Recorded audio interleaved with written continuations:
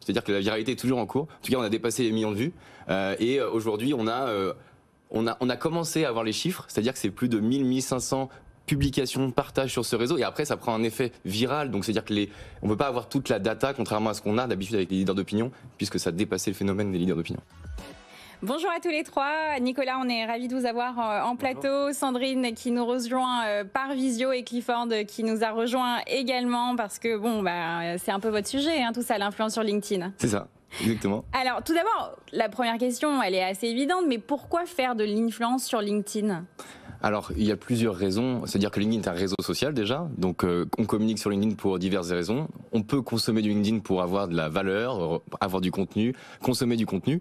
Et puis, si on va avoir de l'influence, il y a plusieurs alternatives. Soit c'est pour toucher des nouveaux clients, par exemple, des prospects, puisque c'est le réseau préféré des cadres dirigeants. Et puis aussi pour mettre en avant son entreprise, sa marque, par exemple sur LinkedIn. Et vous, Sandrine ? Alors nous, il y a plusieurs communautés. On touche aujourd'hui 23 millions de professionnels, donc il y a plein de communautés. Il y a notamment des leaders d'opinion qui sont les influenceurs, donc c'est un programme parmi les personnalités les plus influentes au monde. Il y a aussi des top voices, ce sont des classements qu'on publie régulièrement, qui sont des membres qui ont un domaine d'expertise et qui la mettent en avant sur LinkedIn. Et ensuite, il y a des membres comme vous et moi qui partageons chaque jour sur leur expertise ou leur expérience professionnelle. Mais comment on choisit qui va devenir un influenceur LinkedIn, Sandrine ?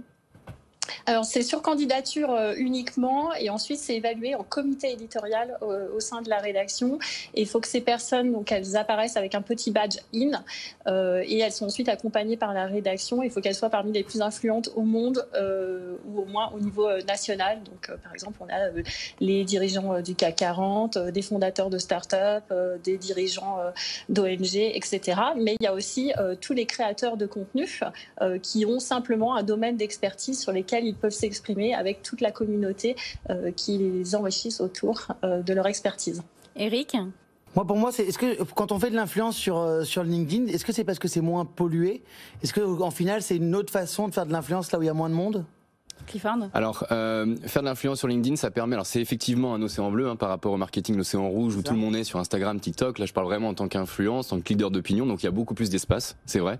C'est aussi beaucoup plus rapide, peut-être aussi de se rendre visible sur ce réseau, puisqu'il y a, il y a une opportunité. Il n'y a pas grand monde par rapport au volume. C'est plus de 20 millions d'utilisateurs en France. Donc, forcément, on n'a pas tant de créateurs de contenu en termes de quantité par rapport à d'autres réseaux. Et puis, c'est un moyen d'aller plus vite, oui. Et puis de toucher surtout une cible de cadres, de dirigeants qui sont vraiment présents à 91%, c'est le réseau préféré des cadres dirigeants en France. Donc, oui, LinkedIn pour les cadres dirigeants. Et c'est, comment dire, plus sûr, plus durable, moins excité ou dangereux, même, il faut le dire, que d'autres réseaux ? Alors, je laisserai aussi Nicolas répondre à ces questions-là, effectivement, mais... c'est-à-dire que là, on a les moyens de, comme on le disait au début de l'émission, on a les moyens de pouvoir développer. Donc, c'est-à-dire qu'on n'est pas juste là en train de dire en tant qu'influenceur, c'est vrai qu'on pense tout de suite à ces influenceurs-là sur les différents réseaux sociaux où cliquez en bas et découvrez le produit. Là, on n'est pas du tout sur ce type de contenu. On est sur des contenus où on a des experts justement qui parlent de leur expertise et qui peuvent de temps en temps mettre en avant leur entreprise, leurs services et les services de marque avec lesquels on travaille. Nicolas ? Oui, plus dangereux, je dirais pas ça. Enfin, c'est pas moins dangereux parce que c'est le cadre professionnel, donc il y a un taux d'implication beaucoup moins fort sur LinkedIn parce qu'il y a beaucoup plus de risques, on a une visibilité professionnelle plus importante. Donc il peut y avoir du bad buzz aussi. Mais il n'y a pas de troll. Ah non. Ah non, non. A priori... Là, vous pouvez pas être anonyme vraiment, je pense, sur LinkedIn. Non, c'est déjà, c'est et pas puis possible. c'est pas l'ambiance du réseau. Ouais. Et quels sont les formats de collaboration avec LinkedIn, Nicolas ? Personnellement, moi, j'ai aucun format de collaboration avec LinkedIn. Je travaille avec les années folles directement en tant qu'influenceur pour les années folles.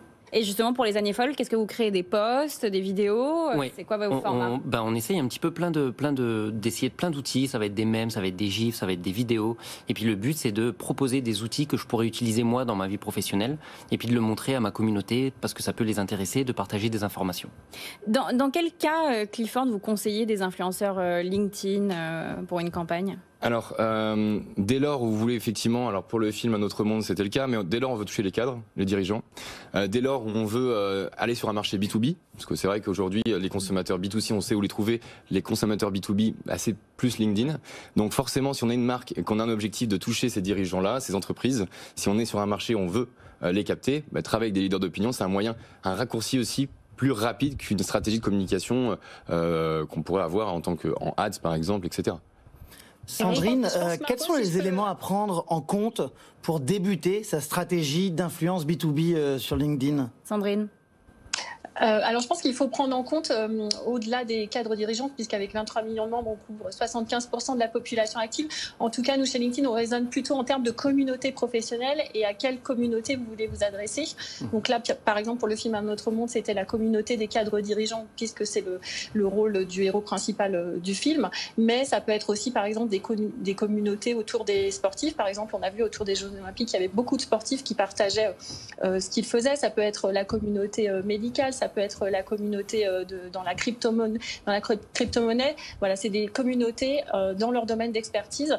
Et pour revenir sur ce que vous disiez tout à l'heure, je pense que la principale différence, c'est que c'est un environnement sûr, sécurisé, où effectivement il y a des communautés avec des domaines d'expertise très pointus et chaque personne commente, réagit et poste avec indirectement son CV et sa marque professionnelle. Donc c'est très engageant quand on poste sur LinkedIn et du coup ça génère des conversations qui sont de très bonne qualité et souvent très enrichies quand on regarde les commentaires et les posts. Est-ce que vous avez une fourchette, je m'adresse à Sandrine et Clifford surtout, une fourchette d'un coût d'une campagne sur LinkedIn, et est-ce que c'est plus ou moins cher qu'une campagne sur d'autres réseaux sociaux? Alors, vous donner les prix comme ça, c'est compliqué parce que effectivement, ça va dépendre vraiment de ce qu'on veut faire. C'est-à-dire qu'un autre monde, c'est une campagne, je dirais, qui a été travaillée pendant 1 mois et demi avec une 50aine d'influenceurs, des leaders d'opinion comme Nicolas, où ils ont été voir le film, etc. Donc c'est vraiment une stratégie qui est élaborée depuis le démarrage. Mais pour comparer directement à ce qui a été fait avec ce qui se fait sur Instagram, etc., on est quand même sur de la micro-influence. Quand je dis micro-influence, certains peuvent faire des millions de vues, hein, mais contrairement à Instagram, on n'est pas sur des big influenceurs. On a certains influenceurs chez nous qui ont 200 000 contacts, 250 000, donc forcément on est quand même sur une viralité un peu moins puissante mais plus qualifiée. Voilà. C'est quoi les chiffres là de la campagne d'Un autre monde par exemple? On a plus. Alors aujourd'hui, c'est toujours en cours. C'est-à-dire que la viralité est toujours en cours. En tout cas, on a dépassé les millions de vues et aujourd'hui on a commencé à avoir les chiffres. C'est-à-dire que c'est plus de 1500 publications, partages sur ce réseau, et après ça prend un effet viral, donc c'est-à-dire que on ne peut pas avoir toute la data, contrairement à ce qu'on a d'habitude avec les leaders d'opinion, puisque ça a dépassé le phénomène des leaders d'opinion. Alors Nicolas, comment on décide un jour de devenir influenceur LinkedIn? Parce que bon, sur un réseau social comme Instagram, on met des photos, il y a des likes, etc. Comment sur LinkedIn ça se met en place? Ouais. Ce qui est marrant, c'est que un peu comme les influenceurs sur YouTube avant, moi j'ai fait ça vraiment pour m'amuser. Donc je pense qu'on se dit pas à un moment donné, contrairement aujourd'hui sur Instagram ou sur TikTok par exemple, on se dit pas je le fais pour être influenceur. Moi je l'ai fait vraiment pour partager une expertise. Et puis suite à ça, j'ai été contacté en me disant on voit que tu as une belle visibilité, puis tu as une communauté qui réagit. Est-ce que tu veux être influenceur? Mais je me vois comme un Norman ou comme un Cyprien par exemple. J'ai commencé pour m'amuser, puis après ça a découlé. On n'en a pas parlé, mais c'est quoi votre spécificité justement? Moi je suis dans le recrutement, ressources humaines et notamment à l'international. Justement, Sandrine, quand on met en place une campagne sur certains réseaux sociaux, il y a des heures précises auxquelles il faut poster, etc. C'est quoi dans le cas de LinkedIn?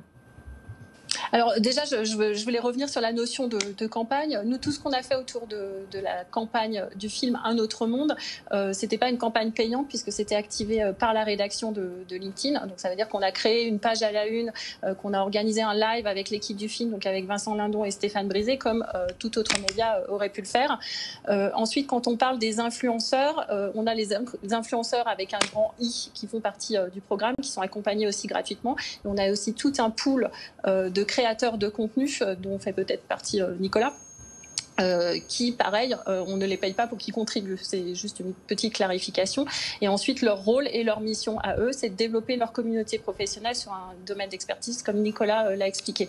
Ensuite, sur les heures pour poster, on reste sur une activité de bureau, donc ça va être tous les temps de trajet du matin, la pause déjeuner et la pause café de l'après-midi, et ensuite la période où on se déplace le soir. En général, c'est les meilleurs moments pour poster et publier. Je tiens aussi à souligner qu'on a plein de formats différents, donc on a par exemple les lives qui peuvent être organisés depuis les profils, on a des newsletters, on a des articles, on a des posts. Les posts, ils peuvent aller jusqu'à 1300 signes, donc les personnes ont le temps de développer une analyse sur leur expertise, et c'est ce qui fait aussi une différence et qui crée une valeur ajoutée en termes de qualité. Et on a aussi même des audio events qui sont en train d'être accessibles, rendus accessibles à tous les membres en France actuellement. Merci beaucoup Sandrine, merci à tous les deux, merci. Nicolas, Clifford, d'avoir été en plateau avec nous.